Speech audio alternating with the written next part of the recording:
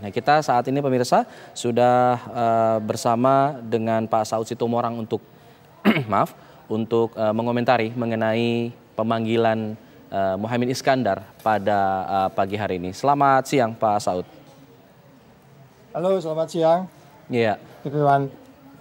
Pak Saud, kami ingin mendalami lagi mengenai pemeriksaan kasus yang sudah berlangsung tahun 2012 lalu, tapi kemudian baru dipanggil Muhaimin Iskandar pada hari ini. Muhaimin juga mengatakan tidak pernah mendengar ada pengusutan lagi mengenai kasus ini, namun tiba-tiba hal ini keluar setelah adanya deklarasi. Ada apa yang bisa Anda baca dari hal ini? Ya, tentu dari 7 bentuk-bentuk korupsi yang potensinya kemungkinan bisa terjadi itu kan selalu dalam pertanyaan saya sama dengan waktu di Formula E itu kan saya tanya mau dikenakan pasal berapa gitu. Ini juga kita pertanyaan yang sama kita ajukan, mau dikenakan pasal berapa. Kalau nanti dia pasal 2 kerugian negara, karena itu kan ada pengadaan barang dan seterusnya, tentu akan ada perhitungan-perhitungannya. Apakah BPK sudah melakukan perhitungan terhadap peristiwa, katakan kalau ada peristiwa pidana. Kemarin disebutkan sudah ada beberapa orang yang terkait langsung, makanya di kasus penyidikannya sudah masuk tahap penyidikan, dan dalam hal ini Cak Imin dipanggil untuk sebagai saksi.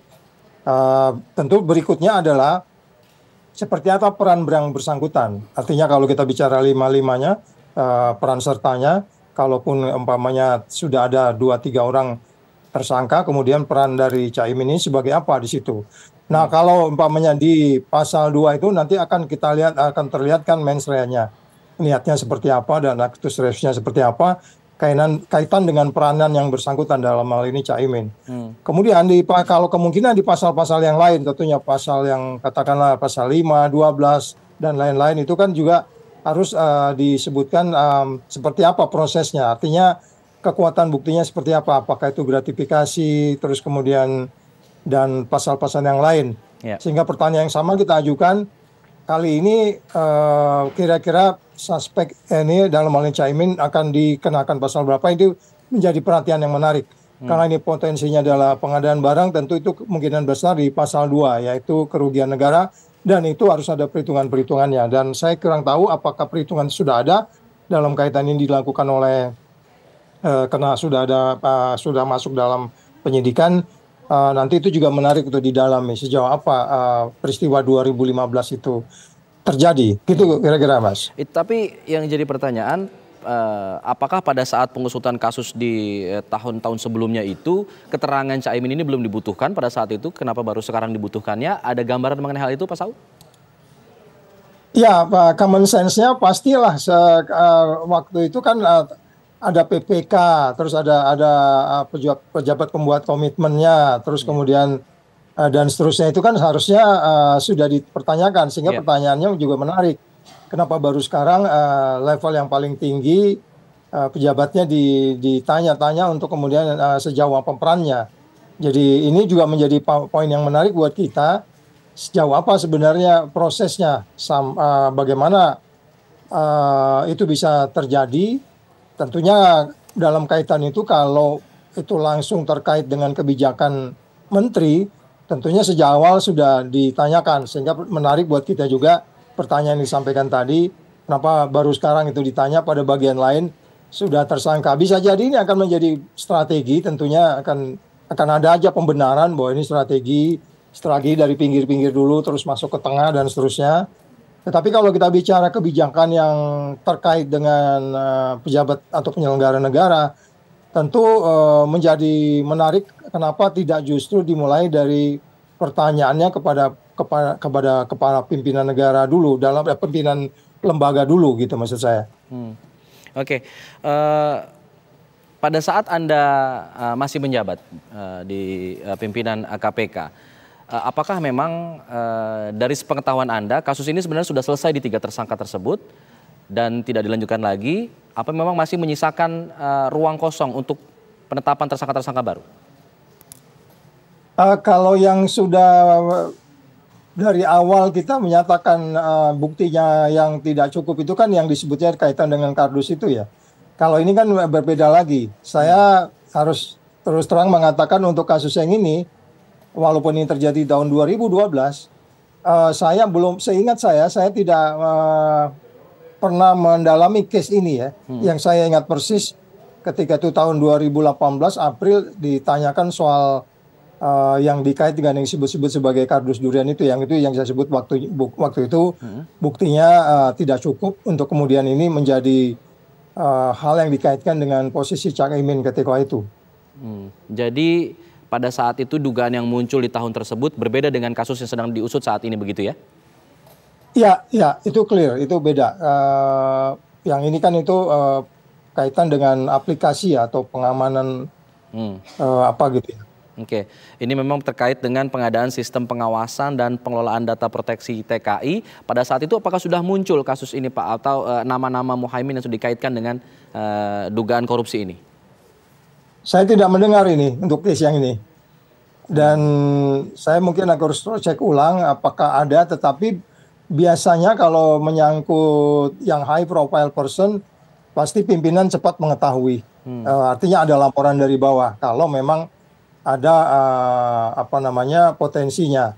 Tetapi bisa jadi memang waktu itu terlewat ya, sehingga kemudian didalami pada periode ini, sehingga menjadi menarik perhatian kita kasus yang cukup lama ini kenapa mesti muncul di saat-saat kalau kita lihat sekuensnya, urutannya kan menjadi menarik sehingga kita menilainya sebagai naif kalau kita katakan nggak ada politisasi.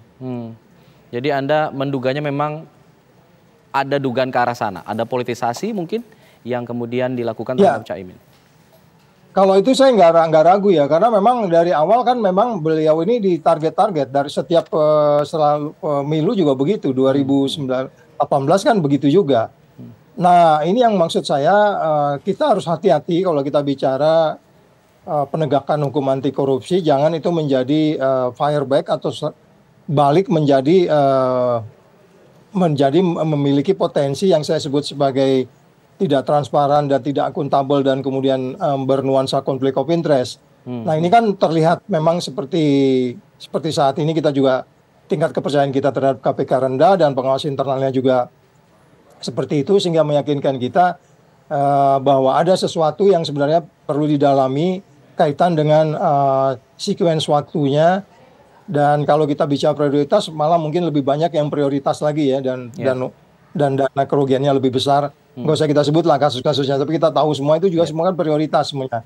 Yang semuanya itu juga terkait dengan kekuatan ataupun organisasi partai politik peserta pemilu. Sehingga ini menguatkan kita, keyakinan kita. Kalau saya sih beyond reasonable doubt ya, jadi luar batas-batas keraguan bahwa ini sebenarnya politik. Oke. Perlukah menurut Anda ya sebagai mantan pimpinan KPK, perlukah Ketua KPK dalam hal ini Firly Bahuri memberikan statement mengenai pemeriksaan terhadap Cak Imin ini? Karena ini menyangkut high profile person yang sudah mendeklarasikan diri sebagai bakal cawapres. Ya, di banyak-banyak negara selalu aja memang ini power struggling ini terjadi. Negara tetangga kita juga begitu. Tetapi buat kita sebenarnya kita punya cara tersendiri untuk memilih kepala negara kita. Kita punya sistem tersendiri dan punya badan anti korupsi sendiri. Ya tentunya mereka harus transparan, karena pemberantasan korupsi itu kan syaratnya Anda harus transparan dulu, menjelaskan ke publik apa yang terjadi. Tidak mesti juga harus jadi dari pimpinannya, tetapi juga yang bisa mengatasnamakan organisasi sehingga meyakinkan kita bahwa prosesnya ini masih dalam sebatas jadi saksi. Dan ada keterangan-keterangan. Kalaupun umpamanya itu menyangkut kerahasiaan sebelum masuk penyidikan, ya artinya masih di penyelidikan sehingga mereka tidak bisa terbuka kepada publik.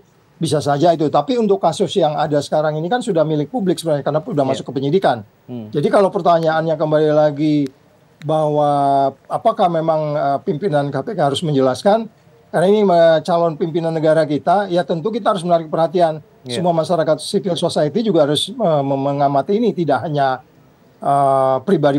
pribadi atau apalagi hanya di level yang struktur di KPK.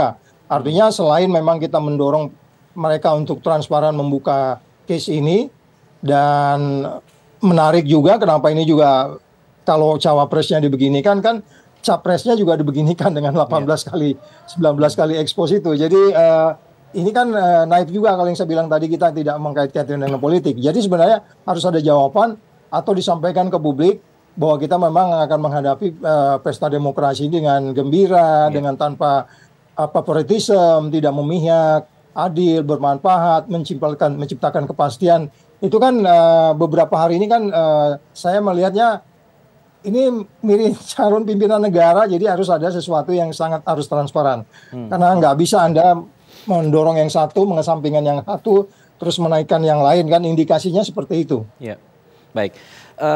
Saya ingin tahu juga mengenai bagaimana sebenarnya prosedur KPK dalam memanggil atau memeriksa seorang saksi yang statusnya high profile person seperti Muhaimin Iskandar ini. Tapi dijawab setelah jeda ya Pak Saud ya. Kita jeda dulu, Breaking News TV One akan segera kembali.